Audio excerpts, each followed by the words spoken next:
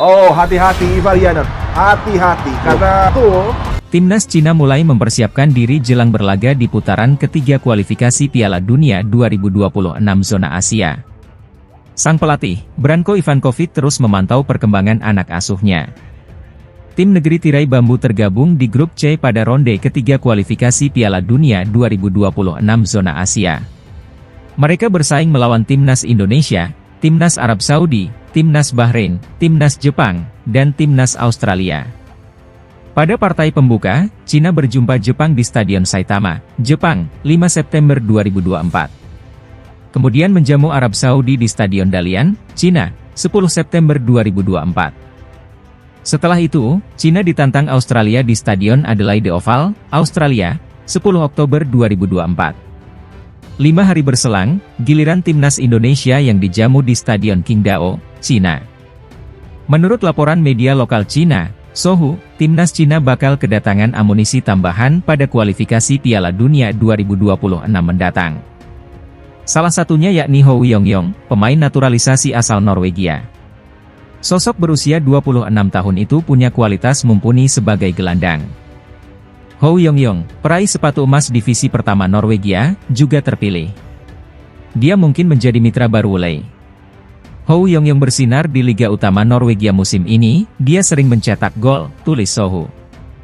Bergabungnya dia dengan Timnas Cina sangatlah penting. Itu tidak hanya mencerminkan keinginan pribadinya, tetapi juga merupakan hasil dari upaya Ivankovic untuk membujuknya. Ivankovic memainkan peran yang sangat penting. Ia secara pribadi membujuk Hou Yongyong untuk bergabung dengan tim nasional dan bersaing dengan Wu Lei di perempat final. Para penggemar menaruh harapan besar terhadap penampilan Yongyong dan berharap ia bisa meraih sesuatu di laga debutnya, sambungnya. Grup C babak ketiga ini, bisa disebut grup neraka karena dihuni 3 negara langganan Piala Dunia, Jepang, Arab Saudi, dan Australia. Oleh karena itu, Branko Ivankovic menaruh perhatian penuh terhadap kekuatan sang calon lawan.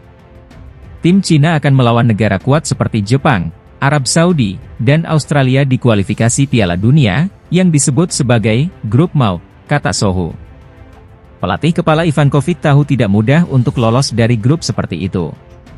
Ia mulai memperhatikan status pemain sejak dini dan menentukan daftar pemain terlebih dahulu.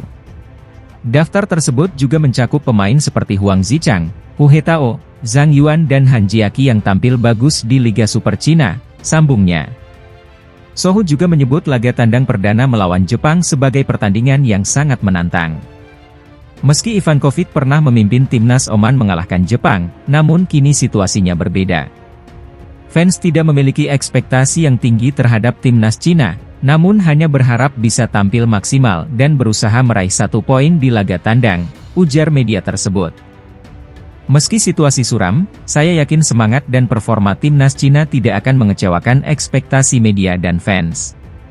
Mereka akan memenangkan kejayaan bagi negara dan berjuang untuk kemenangan, pungkasnya. Skuad Garuda untuk pertama kali dalam sejarah berhasil lolos ke putaran ketiga kualifikasi Piala Dunia zona Asia. Hal itu menyamai pencapaian Vietnam dan Thailand yang masing-masing jadi wakil ASEAN di putaran ketiga pada kualifikasi Piala Dunia 2018 dan 2022. Dia mengakui timnas Indonesia mengalami kemajuan pesat di bawah asuhan Shin Tae-yong yang menduduki kursi pelatih sejak 2019. Peningkatan ranking FIFA hingga melajunya Garuda ke event-event besar seperti Piala Asia 2023 telah jadi bukti nyata. Namun, berkaca kekuatan Garuda saat ini, timnas Indonesia dianggap harus membuktikan diri. Putaran ketiga kualifikasi Piala Dunia 2026 zona Asia dianggap bakal jadi ujian sekaligus wadah membuktikan hal itu. Harus diakui memang level kita masih seperti itu. Kita baru mau mendekati level Asia, kata Kesit. Di Piala Asia 2023, timnas Indonesia berhasil melaju ke babak 16 besar. Di fase grup, tim Merah Putih kalah 1-3 dari Iran dan Jepang tetapi berhasil mengalahkan Vietnam 1-0. Hasil itu sudah cukup membawa timnas Indonesia ke babak 16 besar lewat jalur peringkat 3 terbaik. Di fase gugur, langkah Marcelino Ferdinand dan kawan-kawan harus terhenti di tangan Australia dengan skor 0-4. Melihat hasil yang diraih, timnas Indonesia cuma bisa mengalahkan Vietnam yang merupakan tim Asia Tenggara.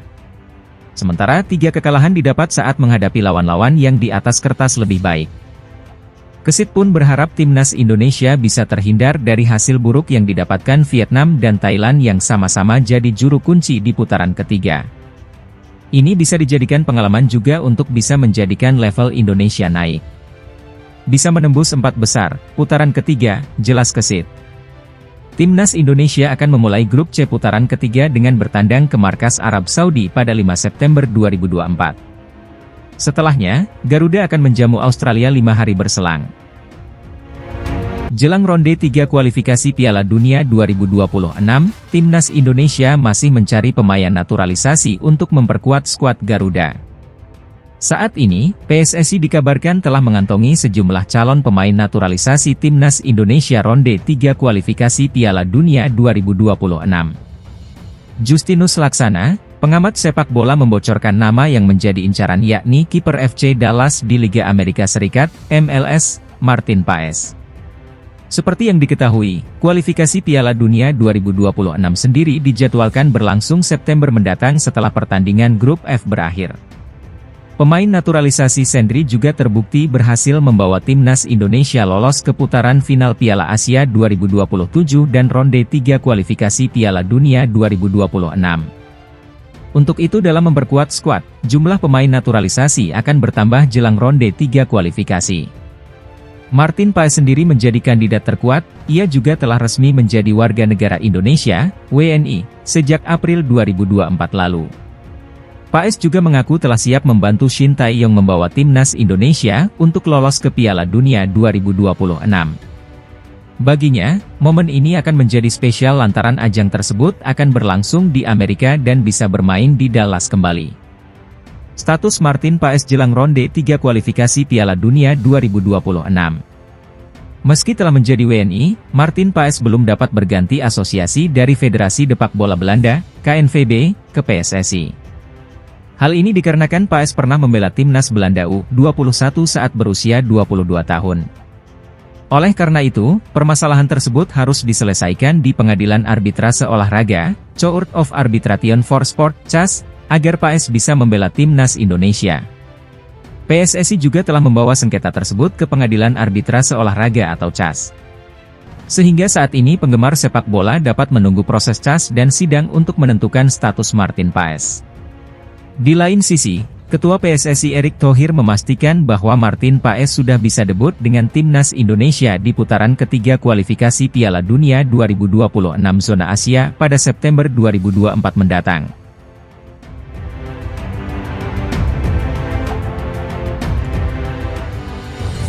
Ketua PSSI, Erick Thohir, mengungkapkan bahwa sengketa Martin Paes masih dalam proses di Pengadilan Arbitrasi Olahraga, CAS. Bagaimana update-nya? Erick Thohir mengisyaratkan bahwa pihaknya masih menunggu persidangan di CAS supaya Martin Paes bisa segera membela timnas Indonesia. Martin Paes telah menuntaskan naturalisasinya pada akhir April 2024. Namun, kiper kelahiran Nijmegen, Belanda, pada 14 Mei 1998 itu belum sah memperkuat timnas Indonesia. Untuk Martin Paes, masih kami tunggu di CAS. Kan prosesnya di CAS. Ada sidang, ya kami tunggu, ujar Erick Thohir.